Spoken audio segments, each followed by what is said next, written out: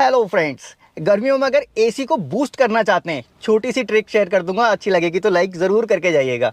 देखिए पहले क्या करना होगा आपको, इंजन अपना स्टार्ट कर लीजिए और ये ट्रिक हमेशा काम आएगी आपके, यूज़ करके ज़रूर कमेंट बॉक्स में बताइएगा। इंजन स्टार्ट कर दिया, एसी कंप्रेसर ऑन कर लीजिए, बाहर चलिए मेरे साथ, गाड़ी के फ्रंट में आ जाइए। ठीक सामने लगा हुआ है एक एसी कंडेंसर। मैंने ये बकेट ली है, आप चाहो तो बोतल वगैरह कुछ भी ले सकते हो, पानी ले लीजिए, सिर्फ पानी है ये, इस तरह से डालिए।